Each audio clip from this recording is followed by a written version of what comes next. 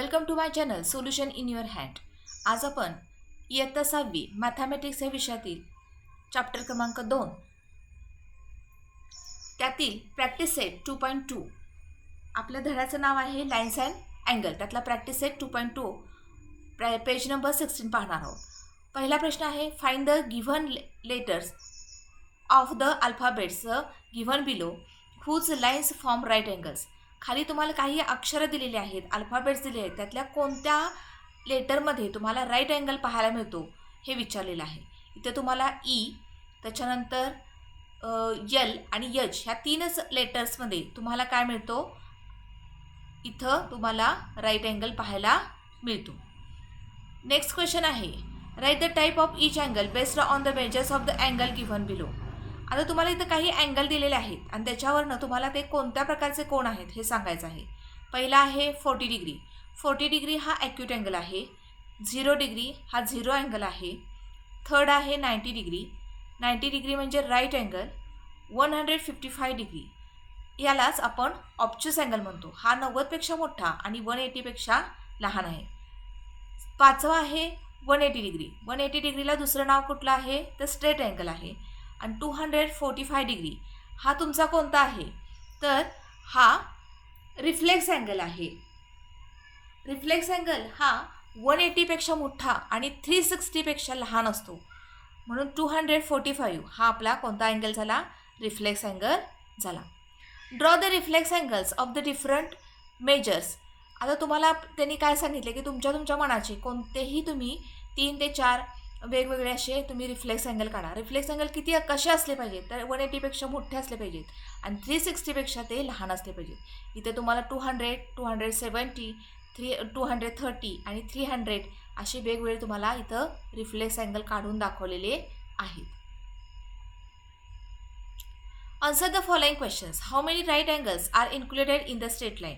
आता एका स्ट्रेट लाईनमध्ये किती राईट अँगल इन्क्लूड होऊ शकतात तर 2 right angles are included in the straight line. 180मध्ये किती होतात तर 2 राईट अँगल म्हणजे 90 अंशाचे 2 कोण त्याच्यामध्ये इन्क्लूड होतात. What are the types of the angle formed between the 2 adjacent fingers of the hand. हाताची बोटं जर तुम्ही पसरली तर त्याच्यामध्ये कोणता कोण तुम्हाला पाहायला मिळेल तर त्याच्यामध्ये तुम्हाला ॲक्यूट अँगल पाहायला मिळेल. नेक्स्ट क्वेश्चन आहे what kind of angle is formed between the hour hand and the minute hand of clock when it is 12 o'clock. जर समजा घड्याळामध्ये 12 वाजले तर 12 वाजता मिनिट हँड आणि आवर हँड यांच्यामध्ये कोणता कोण बघायला मिळेल at 12 o'clock.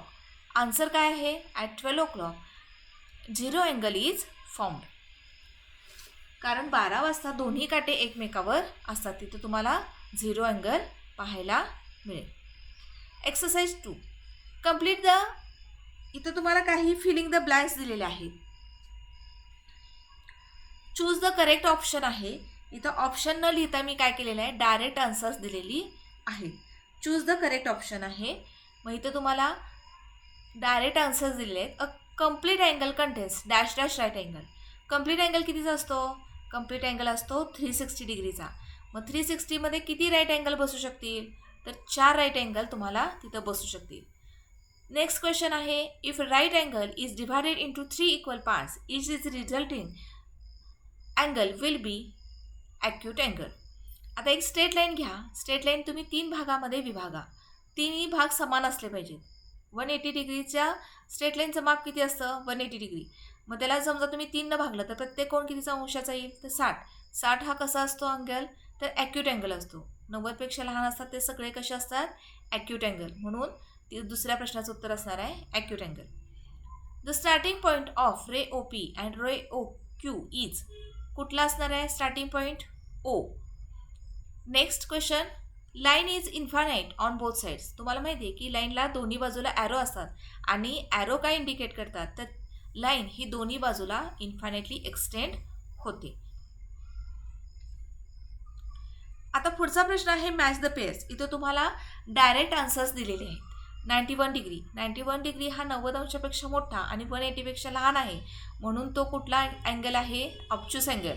180 degree. 180 डिग्रीला straight angle म्हणतो. 360 डिग्री. 360 डिग्रीला आपण काय म्हणतो कम्प्लीट अँगल. 250 डिग्री त्याला काय म्हणतो रिफ्लेक्स अँगल. हा कोणता आहे तर 180पेक्षा मोठा आहे, 360पेक्षा लहान आहे. नेक्स्ट आहे 90 डिग्री, तो right angle. Write the answers looking at the figure. Write all the rays in the figure. आता इथे तुम्हाला एक फिगर दिलेली आहे आणि ह्यातल्या सगळ्या रेची नावं तुम्हाला लिहायची आहेत. आता रेचं नाव लिहिताना कसं लिहायचं तर रेचं नाव लिहिताना स्टार्टिंग पॉईंटकडून ॲरोकडं लिहायचं. म्हणजे D ray D A, ray D P, ray E B, ray E C, ray E Q, ray E F, ray E D, ray E P आणि रे ई सी. अशा पद्धतीनं तुम्ही वेगवेगळ्या प्रकारे स्टार्टिंग पॉईंटकडून ॲरोकडं अशी नावं लिहायची आहेत आणि प्रत्येक रेच्या ठिकाणी RAY रे हा शब्द लिहिणं गरजेचं आहे. On which line the point E is located. आता ई हा पॉईंट इथं कोणत्या लाईनवर लोकेट होतो, कुठं आहे तो तर लाईन लाईन PQ ह्या लाईनवर तो आहे असं आपलं उत्तर असणार आहे. Point E is located on line PQ. Next question आहे write the names of the line segments in the figure. आता ह्या लाईनमधल्या फिगरमधल्या तुम्हाला सगळे लाईन सेगमेंट्स लिहायचे आहेत. मग कुठले दोन बिंदूमधलं जे अंतर असतं त्याला आपण लाईन सेगमेंट म्हणतो. मग हा लाईन सेगमेंट कसा लिहू शकता, सेगमेंट AD लिहू शकता किंवा सेगमेंट DA असाही लिहू शकता. Segment AD, segment PD, segment BE, segment CE, segment EQ, segment FE किंवा EF, segment DE, segment EP. या पद्धतीनं तुम्ही सगळ्याची नावं लिहायची. प्रत्येक ठिकाणी सेगमेंटच्या पूर्ण शब्द न लिहिता SEG असं लिहायचं आहे. इथं तुम्हाला क्वेश्चन 3 ह्याची सगळ्या सेगमेंटची इथं नावं दिलेली आहेत. फोर्थ क्वेश्चन आहे write the names of rays who starting point is E. ईनं सुरू होणाऱ्या रेजची नावं तुम्ही सांगायची आहेत. इथं रे EC, रे EB, रे EQ, रे EF, रे ED आणि रे EP ही तुमची वेगवेगळी ईनं सुरू होणारी वेगवेगळ्या रेची नावं आहेत. What type of angle is BEQ. Write the name of its sides. आता इथं BEQ इथं तुम्हाला कोण दिलेला आहे, BEQ हा तुम्हाला इथं कोण दिलेला आहे. हा कोण कोणत्या टाईपचा आहे तर तुम्हाला नजरेनंच दिसतं की हा कोण कुठला आहे तर 90पेक्षा मोठा आहे. म्हणजे हा कोण कुठला आहे ऑब्च्युस अँगल आणि त्याच्या साईडची नावं कुठली, side BE and side EQ.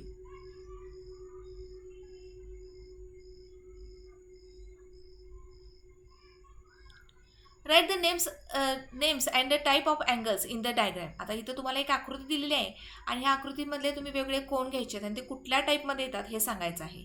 मग आता पहिला कोण आहे QOR. हा नजरेनंच दिसतो की हा लहान आहे 90पेक्षा, म्हणून ह्याला काय म्हणायचं ॲक्यूट अँगल. तुम्ही कोण मापक घेऊन हे जर मोजलात पुस्तकातली आकृती तर तुम्हाला एक्झॅक्ट मापत सुद्धा तिथं दिसतील, त्याच्यावरनं सुद्धा तुम्ही सांगू शकताय. आता अँगल POQ, अँगल POQ हा 90पेक्षा मोठा आहे म्हणून हा ऑब्च्युस अँगल असणार आहे. नेक्स्ट आहे POS, हा सुद्धा 90पेक्षा मोठा आहे, तो कुठला असणार आहे ऑब्च्युस अँगल असणार आहे. नेक्स्ट असणार आहे अँगल SOR, हा तुम्हाला 90 सारखा दिसतो पण प्रत्यक्ष मोजला तर तो 100 अंशाचा कोन भरतो, हा सुद्धा ऑब्च्युस अँगल आहे. नेक्स्ट क्वेश्चन आहे find the number of acute angles in each of the following figures. आता इथं तुम्हाला काय दिसतं की इथं पहिल्या आकृतीमध्ये तुम्हाला एकच त्रिकोण आहे आणि ह्या आकृतीमध्ये 1 2 3 4 त्रिकोण आहेत. ह्या आकृतीमध्ये 1 2 3 4 5 6 7 एकूण 7 त्रिकोण आहेत. मग हे तर तुम्हाला काय विचारलं की ते इथं तयार होणारे सगळे ॲक्यूट अँगल सांगा. मग तुम्ही पहिल्या आकृतीमध्ये इझिली मोजू शकताय की 1 2 3 हे तुमचे ॲक्यूट अँगल असणार आहेत. नंबर 2 मध्ये किती असणार आहेत तर 1 2 3 4 5 6 7 8 9 10 11 12 हे तुमचे एवढे तुमचे काय असणार आहेत ॲक्यूट अँगल, म्हणजे एकूण 12 ॲक्यूट अँगल असणार आहेत. आणि तिसऱ्या आकृतीमध्ये त्या पद्धतीनं जर तुम्ही मोजून बघितलात तर 21 तुम्हाला काय मिळतात ॲक्यूट अँगल मिळतात. म्हणून प्रत्येक ठिकाणी तुम्हाला कितीनं वाढलेले दिसतील, तर प्रत्येक इथं 3 वाढले आहेत. 3 नंतर 12, म्हणजे इथं 9 मिळवले 3मध्ये तर 12 मिळतात. 12मध्ये 9 मिळवले की तुम्हाला किती मिळतात? 21 मिळतात. म्हणजे पहिल्या आकृतीपेक्षा तुम्हाला 9ने जास्त हे ॲक्यूट अँगल हे नेक्स्ट फिगरमध्ये पाहायला मिळतात. In each figure 9 more acute angles than previous. पहिल्यापेक्षा किती अँगल जास्त आहेत? तर 9 ॲक्यूट अँगल्स हे जास्त आहेत. आणखी एक प्रश्न आहे 6वा. Draw the free hand picture of the acute angle, right angle and obtuse angle and fill it with the figures. आता इथे त्यांनी काय सांगितलं आहे की फ्री हँड तुम्ही डायग्राम्स काढायचे आहेत. कुठल्या कुठल्या? तर ॲक्यूट अँगल काढा, राईट अँगल काढा आणि ऑब्च्युस अँगल.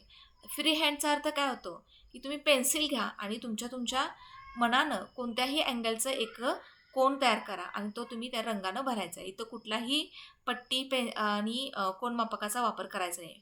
हातात सरळ पेन्सिल धरायचे. वहीमध्ये तुम्ही सरळ एक ॲक्यूट अँगल काढा, एक राईट अँगल काढा आणि एक ऑब्च्युस अँगल काढा आणि तो कलरनं फिल करा. इतकंच त्या प्रश्नामध्ये करायचं आहे. आज इथं आपण पेज नंबर 16 आणि 17 ह्या दोन्ही पानावरचा स्वाध्याय आपण सोडवून घेतलेला आहे.